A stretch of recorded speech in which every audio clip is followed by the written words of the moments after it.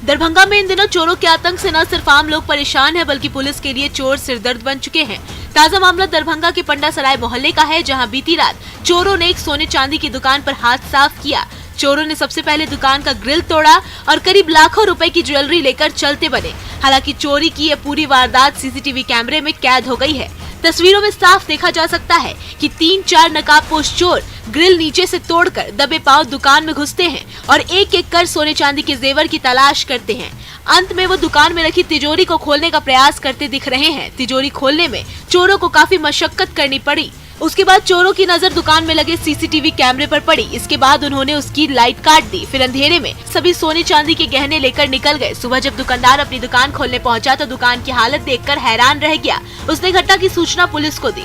Police भी footage के आधार पर आगे की कार्रवाई में जुट गई है।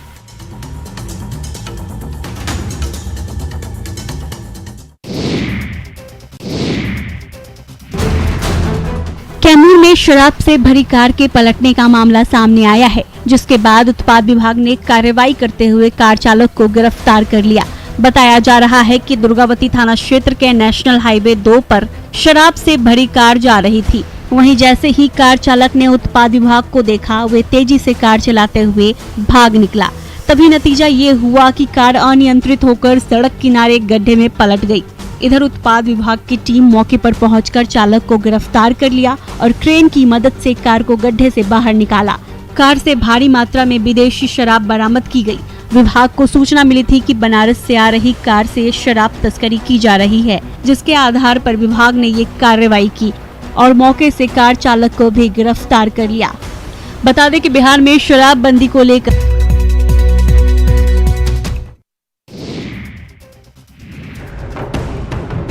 अनगिनत नोट और खनकते सिक्के। जरा जमीन पर रखे इन नोटों को देखिए। देखने वालों की आंखें इन रुपयों की चमक से चौंधिया जाएंगी। इन कड़क नोटों को देखकर हर किसी की नीयत भी डगमगा जाएगी। ये देखिए, जमीन पर बिखरे हैं पैसे ही पैसे। नोटें इतनी हैं कि गिनने वालों के हाथ थक गए हैं, पर नोट हैं कि खत्म होने का नाम नहीं ले रहे। मंदिर प्रांगण में पड़े ये नोट हिंदू धर्म की संपन्नता और आस्था को दिखाते हैं। दरअसल देवघर के बाबा मंदिर प्रांगण में आए भक्तों ने इन पैसों को चढ़ाया है। बाबा मंदिर प्रांगण स्थित सभी दान पात्रों को मंदिर प्रशासन की देखरेख में खोला गया। इसके बाद दान पात्र से निकाली गई राशि प्रशासनिक भवन लाई गई, जहां प्रशासनिक अधिकारियों और पुलिस के साथ सीसीटीवी की निगरानी में इसकी गिनती की गई। दान पात्र से कुल आय 15,46,322 रुपए हुए। वहीं इसके साथ ही लगभग 6.5 ग्राम सोना, 99 ग्राम चांदी और 3,870 नेपाली रुपए दान के रूप में प्राप्त हुए।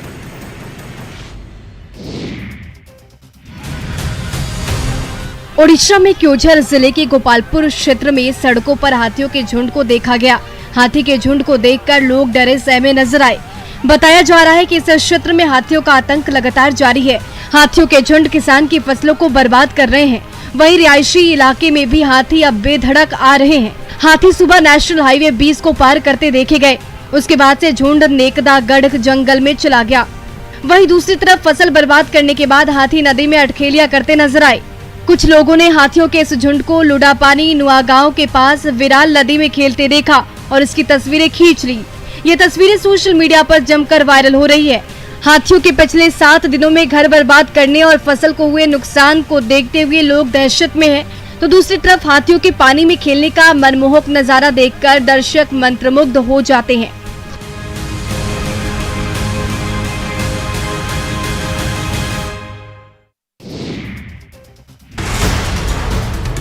सासाराम में एक शराबी युवक ने नशे में अपनी ही बाइक में आग लगा दी, जिससे बाइक धू धू कर जल गई। वहीं बाइक में आग लगाने का वीडियो सोशल मीडिया पर जमकर वायरल हो रहा है। ये वीडियो सोमवार 5 सितंबर का बताया जा रहा है। आग लगाने वाले युवक का नाम राहुल कुमार है, जो डेहरी ऑन सोन का रहने वाला है। तस्वीरों में साफ देखा जा सकता है कि शराबी युवक नशे में लोगों से लड़ाई कर रहा है, साथ ही गाली गलौज भी कर रहा है। लोग उसे रोकने की कोशिश कर रहे हैं। नशे में युवक खूब बवाल मचा रहा है। इतने में वो अपनी बाइक के पास आता है और बाइक को माचिस से जला देता है।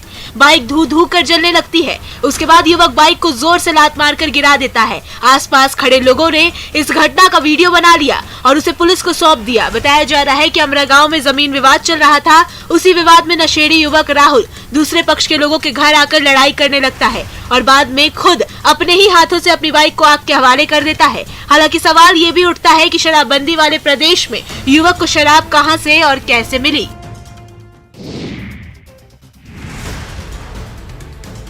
बिहटा में पुलिस ने बड़ी कार्रवाई करते हुए भारी मात्रा में शराब जब्त की है। शराब तस्करी के तरीके को देखकर आप भी हैरान हो जाएंगे। माफिया डाक पार्सल वैन से शराब तस्करी कर रहे थे, जिसे पुलिस ने धर दबोचा। गुप्त सूचना के आधार पर पुलिस ने बिहटा कनपा मुख्य मार्ग में जमुनापुर के पास डाक पार्सल वैन से शराब जब्त की है। जब्त शराब की कीमत 15 लाख रुपए बताई जा रही है। हालांकि मौके का फायदा उठाकर शराब माफिया गाड़ी को लॉक कर भाग निकलने में सफल रहे।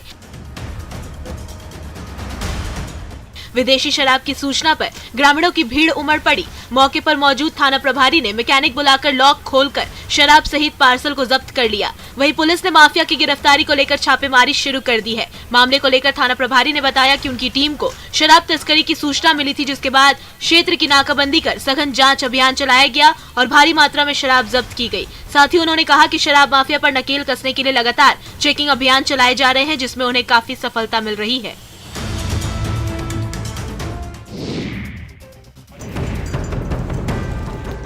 झारखंड पुलिस के लिए दर्शकों से चुनौती बना गढ़वा और लातेहार के बीच स्थित बूढ़ा पहाड़ अब पूरी तरह नक्सलियों से मुक्त हो चुका है। एसपी अंजनी झा और सीआरपीएफ की 172वीं बटालियन के जवान कल बूढ़ा पहाड़ की चोटी पर पहुंचे और इस बात की पुष्टि की कि अब इस इलाके में नक्सलियों का नामो निशान नहीं है। एसपी ने AK-47 हाथ में लेकर खुद पूरे अभियान को लीड किया। नक्सलियों पर कसे गए नकेल और सुरक्षा बलों की कामयाबी से पूरे इलाके में शांति का माहौल है। अब बूढ़ा पहाड़ पूरी तरह गढ़वा पुलिस के कब्जे में है। वहीं दूसरी तरफ लातेहार पुलिस की टीम भी मोर्चा संभाले हुए है। गढ़वा एसपी के नेतृत्व में अब बूढ़ा पहाड़ पर सर्च ऑपरेशन चलाया जा रहा है कि कहीं नक्सलियों ने लैंड माइंस तो नहीं लगाया है। लाल आतंक पर लगाम लगाने पर पुलिस और प्रशासन लगातार प्रयास कर रहा है। साथ ही साथ नक्सल प्रभावित इलाकों में रहने वाले लोगों को जागरूक भी किया जा रहा है, जिससे वे नक्सलियों से डरे नहीं बल्कि उनका सामना करे। इलाके के लोगों को शिक्षित करने का काम किया जा रहा है, जिससे वे अपने अधिकारों के प्रति जागरूक रहे। वहाँ पर काफी हद तक उनके एक्टिविटी पे हम लोग कंट्रोल कर चुके हैं। पश्चिमी सिंहभूम में नक्सलियों पर सुरक्षा बलों की दबिश जारी है। चाईबासा के टोंटो थाना क्षेत्र में भाकपा माओवादी सेंट्रल कमेटी के नक्सलियों के साथ सुरक्षा बलों की मुठभेड़ हुई। इसमें 25 लाख के नामी अजय महतो का दस्ता शामिल था। सुरक्षा बलों की कार्रवाई में नक्सली दस्ता भाग खड़ा हुआ। मुठभेड़ के बाद इलाके में चलाई गई सर्च ऑपरेशन के दौरान उनका कैंप ध्वस्त किया गया। वर्दी, बर्तन के साथ दैनिक उपयोग के सामान जब्त किए गए। बताया जा रहा है कि सुरक्षा बलों को भारी पड़ता देख भाकपा माओवादी नेता अपने दस्ता के सदस्यों के साथ भाग खड़े हुए। मुठभेड़ के बाद सर्च अभियान चलाया गया। इस दौरान कई सामान को भी जब्त किया गया। आपको बता दें कि पश्चिमी सिंहभूम, सरायकेला खरसावां और खूंटी जिला के ट्राई जंक्शन पर भाकपा माओवादी के 2 सदस्यों को मार गिराने के बाद सुरक्षा बलों के हौसले बुलंद है और सुरक्षा बलों की कार्रवाई से नक्सली बैकफुट पर आ गए हैं, जिससे नक्सल प्रभावित इलाके में अब शांति नजर आ रही है। वहीं इन क्षेत्रों में रहने वाले लोग भी अब भयमुक्त नजर आ रहे।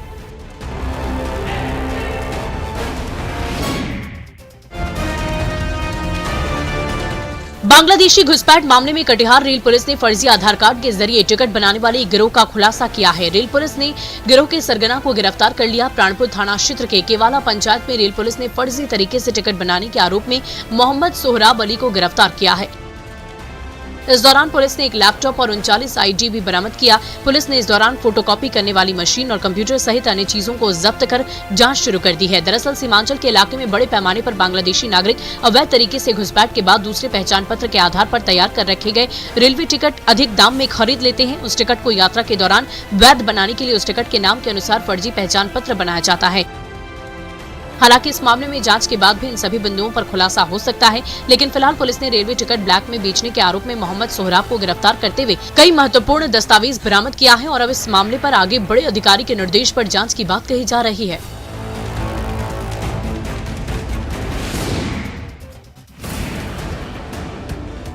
गढ़वा में अनाज की कालाबाजारी करने वालों पर प्रशासन ने बड़ी कार्रवाई की है। भवनाथपुर में गल्ला कारोबारी के ठिकानों पर छापेमारी के दौरान करीब 64,000 क्विंटल अनाज जब्त किया गया। जब्त किया गया अनाज जन वितरण प्रणाली का था और इसे कालाबाजारी के लिए यहां रखा गया था। गुप्त सूचना के आधार पर जिला आपूर्ति पदाधिकारी ने कारोबारी राकेश कुमार के घर पर छापेमारी की, जिसमें गोदाम से 668 बोरा गेहूं और 409 बोरा चावल जब्त किया गया। इस बारे में कारोबारी न तो कागज दिखा सका और न ही स्टॉक रजिस्टर पेश कर सका। वहीं इसमें राइस मिलर्स के भी शामिल होने के सबूत मिले हैं। मौके से जब्त बोरे पर पीडीएस और एफसीआई के मार्का भी मिले हैं। वहीं राष्ट्रीय खाद्य सुरक्षा अधिनियम के तहत प्राथमिकी दर्ज कर दोषियों के खिलाफ कार्रवाई की जाएगी। साथ ही सीलबंद गोदाम की निगरानी भी की जा रही है। वहीं इस मामले में आगे की कार्रवाई जारी है।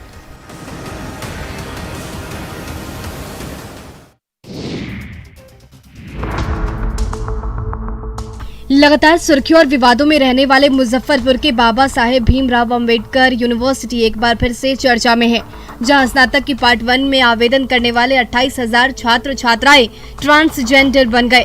जी हां, दरअसल छात्रों ने स्नातक के आवेदन फॉर्म में जेंडर कॉलम में पुरुष या महिला की जगह अदर्स यानी ट्रांसजेंडर भर दिया। इस बात का खुलासा तब हुआ जब इन छात्रों के आवेदन फॉर्म कॉलेजों में नामांकन के लिए भेजे गए और वहां जिन छात्र छात्राओं के फॉर्म में अदर्स लिखा था वो या तो लड़का या फिर लड़की निकल रहे थे। इस मामले को लेकर विश्वविद्यालय प्रशासन ने बताया कि फॉर्म भरते समय बड़ी गड़बड़ी की गई। इस मामले में बिहार विश्वविद्यालय के एग्जाम कंट्रोलर ने बताया कि जिन छात्र छात्राओं ने इस आवेदन में जेंडर की गलती की, अब उसे ठीक करने के लिए सुधार का मौका दिया जाएगा। इसके लिए पोर्टल को खोलकर एडिट का अवसर भी दिया जाएगा।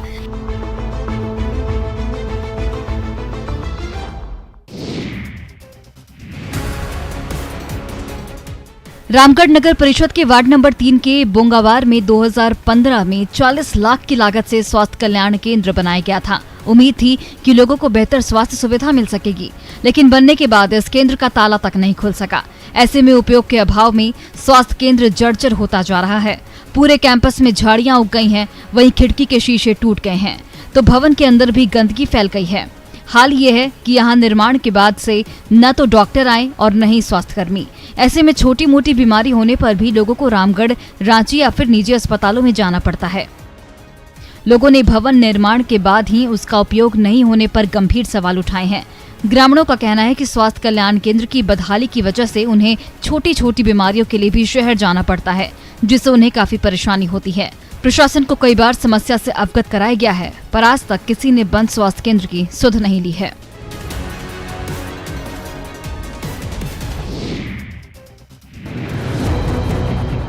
नाम बड़े और दर्शन छोटे, कुछ यही हाल बेगूसराय के सदर अस्पताल का हो गया है। बीते कुछ सालों से बेगूसराय सदर अस्पताल ने राष्ट्रीय स्तर पर अपनी व्यवस्था और काम के जरिए भले ही खूब वाहवाही लूटी हो, लेकिन अब इसकी व्यवस्था ने सारे किए कराए पर पानी फेर दिया है। हालात ये है कि यहाँ 6 वेंटिलेटर होने के बावजूद एक भी वेंटिलेटर काम नहीं कर रहा है। बताया जा रहा है कि सदर अस्पताल में आईसीयू सहित वेंटिलेटर युक्त आईसीयू का निर्माण भी कराया गया है। वेंटिलेटर मशीन भी मंगाए गए हैं। महीनों बेकार पड़े रहने के बाद किसी तरह वेंटिलेटर मशीनों को डॉक्टरों ने शुरू किया, लेकिन कुछ ही दिनों में वेंटिलेटर मशीन खुद वेंटिलेटर पर चली गई।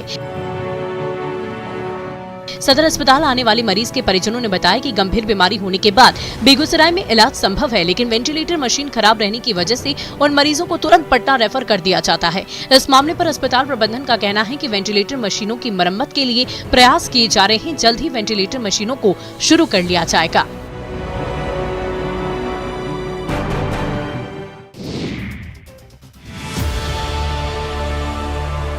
पहले सुखाड़ और अब बाढ़ ने किसानों की कमर तोड़ दी है। बाढ़ में हजारों एकड़ में लगी फसल डूब गई है, जिससे मुंगेर के किसान अब भूखमरी के कगार पर आ गए हैं और इनका हाल पूछने वाला कोई नहीं है। हालांकि गंगा का पानी अब उतरने लगा है, पर खेतों में चढ़ा पानी को निकलने में काफी समय लगेगा, जिससे किसान काफी मायूस हैं। यही हाल जिला मुख्यालय से लगभग 40 किलोमीटर दूर चोरगांव पंचायत का है, जहाँ किसान फसलों के नुकसान से परेशान है और सरकार से मदद की गुहार लगा रहे हैं। इस इलाके की ज्यादातर आबादी खेती पर आश्रित है और इस बार तो प्रकृति ने किसानों पर जमकर कहर बरपाया है। पहले तो समय पर बारिश नहीं हुई, जिसके कारण खेतों में लगे धान के बिचड़े जल गए और जब किसानों ने महाजन से कर्ज लेकर किसी तरह से खेतों में फसल लगाई तो बाढ़ ने फसलों को ही डुबो दिया। अब यहाँ के किसान दाने दाने को तरस रहे हैं। इलाके के मजबूर और लाचार किसान अब मदद के लिए सरकारी मुलाजिमों की ओर टकटकी लगाए बैठे हैं। अब की बाल बच्चा हमरा खैते की खैबे केना जीबै। सिवान में छात्रों ने मानवता की मिसाल पेश की है। छात्रों ने ट्रेन की चपेट में आई गंभीर रूप से घायल महिला को उठाकर इलाज के लिए सदर अस्पताल पहुंचाया। घटना सिवान जंक्शन के पास आंदर ढाला की है, जहां एक महिला ट्रेन की चपेट में आ गई और गंभीर रूप से घायल हो गई। घायल महिला की पहचान चंपा देवी के रूप में हुई है। बताया जा रहा है कि ये महिला अपनी बेटी से मिलने जा रही थी, तभी आंदर ढाला पर ट्रेन की चपेट में आकर गंभीर रूप से घायल होकर ट्रैक पर गिर गई। घायल महिला को ट्रैक पर तड़पते देख छात्र उसे उठाकर इलाज के लिए अस्पताल ले आए, जहां घायल महिला का इलाज चल रहा है। वहीं छात्रों ने जीआरपी पर आरोप लगाते हुए कहा कि जीआरपी की टीम ने महिला को घायल देखकर उसकी मदद नहीं की।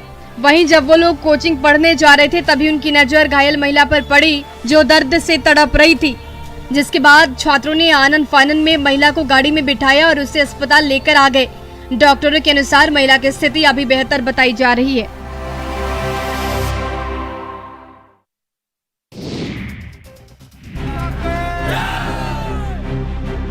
पानी से दुनिया नहाती है पर पसीने से हम नहाते हैं, इसलिए हम अग्निवीर कहलाते हैं। जोश है हम में, हिम्मत है हम में, हम न हारते हैं ना ही झुकते हैं, क्योंकि हम अग्निवीर जो हैं। रांची के मोरहाबादी मैदान में 5 सितंबर से अग्निवीर भर्ती प्रक्रिया चल रही है। इस बहाली में युवाओं को 1600 मीटर की दौड़ समेत दूसरे फिजिकल फिटनेस की कड़ी परीक्षा से गुजरना पड़ रहा है। जो अभ्यर्थी सफल हो रहे हैं उन्हें अंदर ही रोक लिया जा रहा है, जबकि फिटनेस परीक्षा में असफल रहने वाले अभ्यर्थियों को बाहर निकाला जा रहा। हालांकि बाहर निकलने वाले युवाओं का जोश और जज्बा कहीं से भी कम नजर नहीं आ रहा। वो भारत माता की जय और वंदे मातरम का नारा लगाते दिख रहे हैं। युवाओं में कहीं भी जोश की कोई कमी नहीं, वो असफल होने पर भी हार मानने को तैयार नहीं। इन युवाओं का कहना है कि इन्हें अग्निवीर बनकर देश की सेवा करनी है। अगली बार वो और मेहनत और हिम्मत से अग्निवीर बनने की सारी बाधाओं को पार कर लेंगे।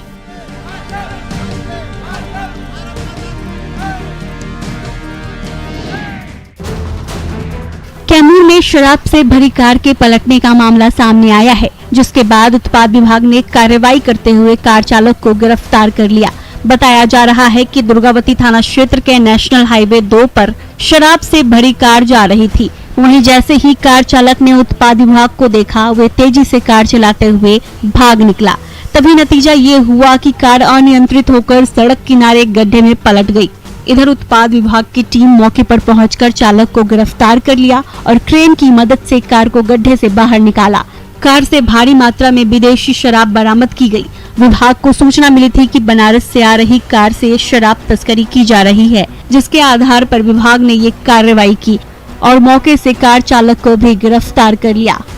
बता दें कि बिहार में शराबबंदी को लेकर कैमूर प्रशासन सख्ती से शराब कारोबारियों पर नजर बनाए हुए है।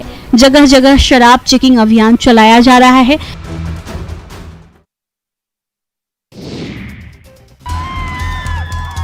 इंसान की आंखों पर एक बार प्यार का चश्मा चढ़ जाए तो फिर मजाल है कि उसे अपने पार्टनर के अलावा कोई और दिखाई दे।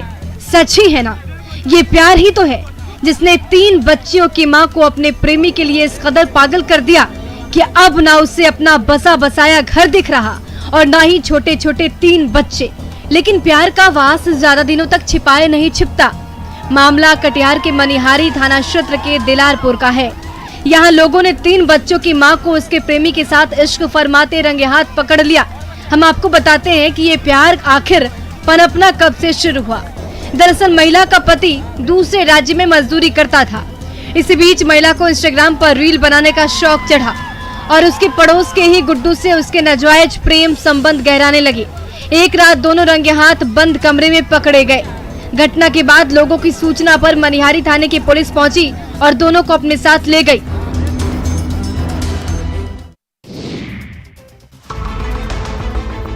बेतिया के नरकटियागंज से एक लव जिहाद का मामला सामने आया है, जहां अनुमंडल कोर्ट परिसर में उस समय अफरा तफरी मच गई जब 2 युवकों की भीड़ ने पिटाई कर दी। सूचना मिलते ही एसडीपीओ वहां पहुंचे और दोनों युवकों को भीड़ से बचाकर अपने साथ कार्यालय ले गए। दरअसल बजरंग दल के कार्यकर्ताओं को शक हुआ था कि हिंदू लड़की बुर्का पहनकर मुस्लिम लड़के से शादी करने जा रही है, जिसके बाद बजरंग दल के कार्यकर्ताओं ने लड़की से पूछताछ शुरू की। तो पहले लड़की ने अपना नाम गलत बताया, लेकिन बाद में लड़की ने खुद सच बता दिया। दोनों युवकों से भी पूछताछ में जब अंतर दिखा तो लव जिहाद का मामला समझ दोनों युवकों की भीड़ ने पिटाई शुरू कर दी। लड़की का कहना है कि वे मुस्लिम युवक आलम से प्रेम करती है और उससे शादी करने दिल्ली से यहां आई है। साथ ही युवती ने बताया कि उन दोनों का अफेयर कई सालों से चल रहा है। फिलहाल पुलिस पूरे मामले की जांच में जुट गई है।